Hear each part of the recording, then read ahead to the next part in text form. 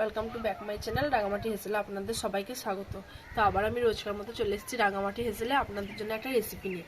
তো বন্ধুরা, এখন এই দুদিন হলো প্রচণ্ড ঠান্ডা পড়ে গিয়েছে, কারণ পৌষ মাসের প্রথম দিকে ঠান্ডাটা না পড়ে লাস্টের দিকে পড়েছে। তো ভাবলাম এত ঠান্ডা তো কি খাওয়া যায়, তো ভাবলাম আপনারা দেখুন আর ভিডিওটা প্রথম থেকে লাস্ট পর্যন্ত দেখবেন, স্কিপ না করে, তাহলে একদম পারফেক্ট চিকেন পকোড়া বাড়িতে খুব সহজে বানিয়ে নিতে পারবেন। 200 গ্রাম মতো আমি এখানে চিকেন নিয়েছি, বোনলেস। তো চিকেনটা ম্যারিনেট করে নেবো। তো প্রথমে দেবো লবণ,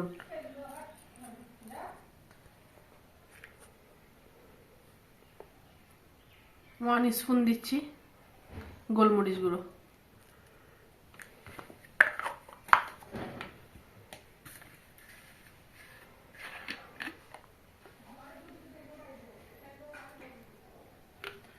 এক চামচ মতো দিচ্ছি ভিনিগার।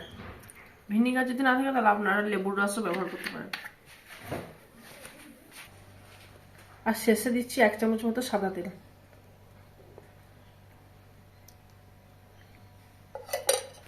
তো খুব ভালোভাবে মিক্সড করে নেব।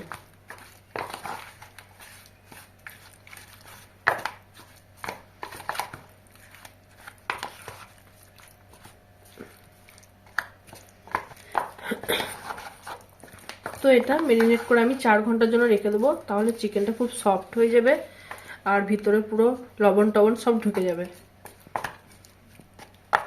4 ঘন্টা পর এসে আমি আপনাদেরকে পকোড়া বানিয়ে দেখাচ্ছি। তো দেখুন, বাঁধাকপিগুলো ছোট ছোট করে কেটে খুব ভালোভাবে ধুয়ে জল ঝরিয়ে নিয়েছি। তো এবারে আমি এখানে 2টো গাজর ছোট ছোট করে কেটে নিয়েছি, সেটা দিয়ে দিচ্ছি। তো আমি এখানে হাফ বাঁধাকপি নিয়েছি, একটা মিডিয়াম সাইজের বাঁধাকপি নিয়েছিলাম। তো এবারে আমি মশলাগুলো অ্যাড করব। তো দেখুন, এখানে আমি 4টে পেঁয়াজ নিয়েছি মিডিয়াম সাইজের, সেটা দিয়ে দিচ্ছি। তো কত সরু সরু করে কেটেছি দেখতেই পাচ্ছেন। তো এবার আমি 1.5 চামচ মতো লবণ দিয়ে দিচ্ছি।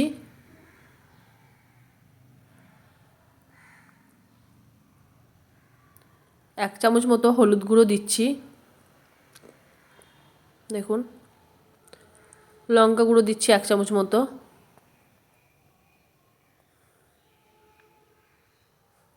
তো এবার মশলাগুলো সব দিয়ে দিয়েছি। তো এবার লাস্টে আমি আদা রসুনের পেস্ট দিচ্ছি, 1.5 চামচ মতো দেব।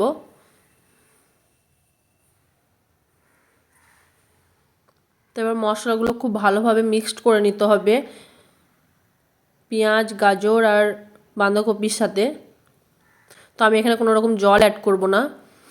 এটা যত ভালোভাবে মাখাবো তত সুন্দর হয়ে নরম হয়ে যাবে এটা, আর জলও বেরিয়ে আসবে। দেখুন, দেখতেই পাচ্ছেন জল বের হচ্ছে আর কতটা সফট হয়ে গিয়েছে মাখানোর পর। তো এবারে আমি অল্প অল্প বেসন অ্যাড করব। তো দেখুন, আমি এখানে 1 চামচ বেসন নিলাম প্রথমে, আবার 1 চামচ নিলাম। তো আমি একটু একটু করে বেসন অ্যাড করব আর মেখে নেব, যাতে আমার বেসনের পরিমাণটা বেশি না হয়ে যায়।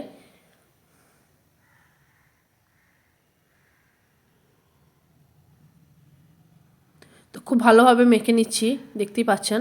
আবার একটু বেসন দিচ্ছি।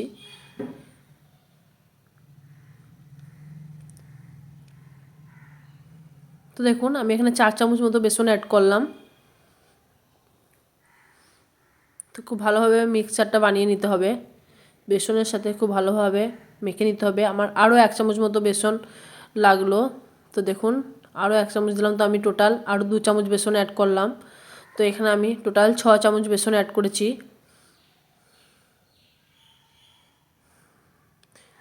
তো বেশি বেসন দেবেন না, না হলে জিনিসটা খুব একটু ভালো হবে না, গ্যাদগেদে হয়ে থাকবে ভিতরটা।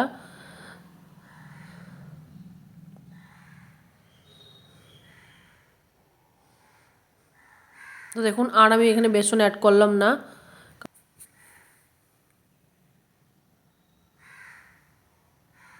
তো এখানে চিকেন নিয়েছি, চিকেনটা আগে ম্যারিনেট করে রেখেছিলাম। তো এবার আমি একটা করে বল বানিয়ে নেব। তো দেখুন, আমি গোল গোল সাইজে একটা করে বল বানিয়ে নেবো এবার। তো হাতে করে চিপে দিলাম। এবারে ভিতরে 2 পিস করে চিকেন ভরে দেবো।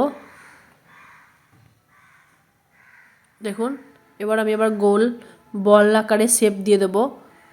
তাহলে আমার গাজর বাঁধাকপি দিয়ে চিকেন পকোড়া রেডি হয়ে যাবে।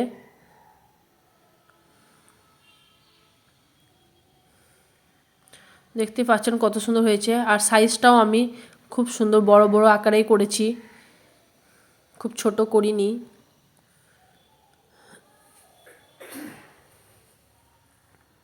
তো আমি একে একে সব বলগুলো সেমভাবে বানিয়ে নেব।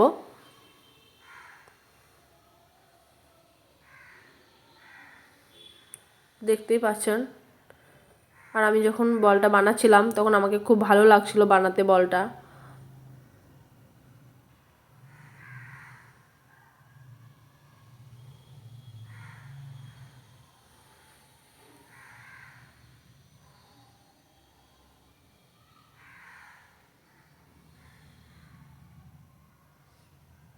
তো আমি একই পদ্ধতিতে সেমভাবে সবগুলো বল বানিয়ে নেব, চিকেন বল।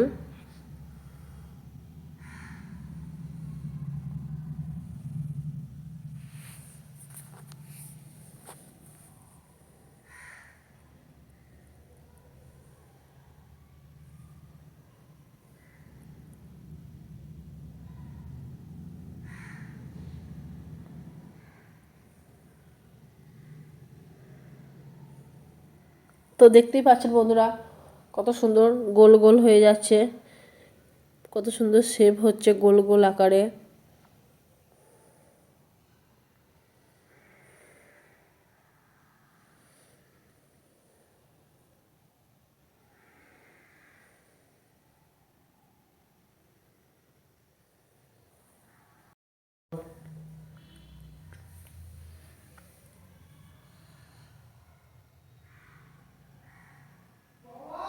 তো দেখুন আমি সব বলগুলো বানিয়ে নিয়েছি একইভাবে।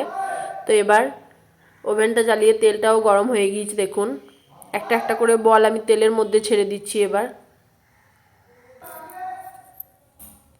তো দেখুন আমি একে একে সব বলগুলো ফ্রাই করে নেব। তো দেখুন আমি একটা একটা করে দিয়ে দিলাম। তো আমি 4টে করে বল দেব আর ছেঁকে উঠে নেব।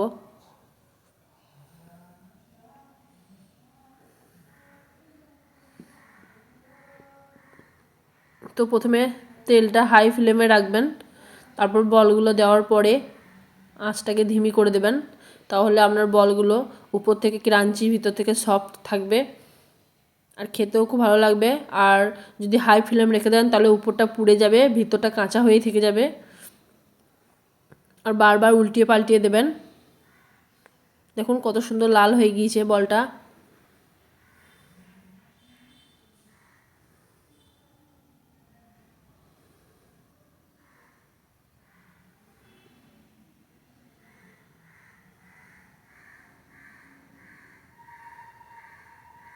দেখুন আমি এবার উঠিয়ে নিচ্ছি তেল থেকে।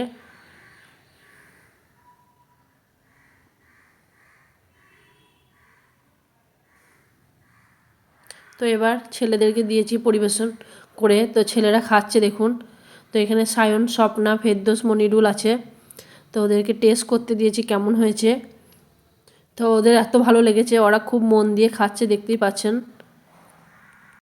তো ওরা এত খেতে ব্যস্ত যে কিছু বলতে বলছি সেটাও ওরা বলতে পারছে না, হেসে যাচ্ছে আর খেয়ে যাচ্ছে, দেখতেই পাচ্ছেন। তো ওদের খুব ভালো লেগেছে, ওদের খাওয়া দেখেই বুঝতে পারছেন আর কতটা টেস্টি হয়েছে। কারণ বাচ্চাদের মুখের স্বাদটা সবথেকে বেশি, ওরাই বলতে পারবে যে টেস্টি কতটা হয়েছে জিনিসটা। আর যে জিনিসটা দেখবেন বাচ্চারা খুব খুশি হয়ে খায়, জানবেন সেই জিনিসটা স্বাদ সবথেকে বেশি হয়।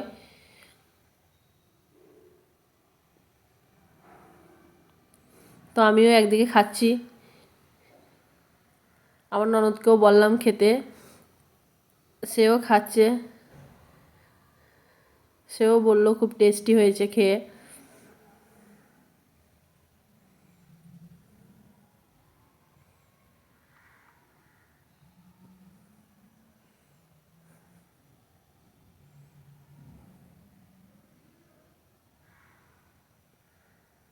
দেখতে পাচ্ছেন বাচ্চারা কত খুশি হয়ে গিয়েছে। ছোট ছোট জিনিসে বাচ্চারা খুশি হয়ে যায় যদি পারফেক্ট বাচ্চাদের পছন্দ মতো খাবার বাড়িতে বানিয়ে দেওয়া হয়। তো বন্ধুরা ভালো থাকবেন, সুস্থ থাকবেন। Thank you.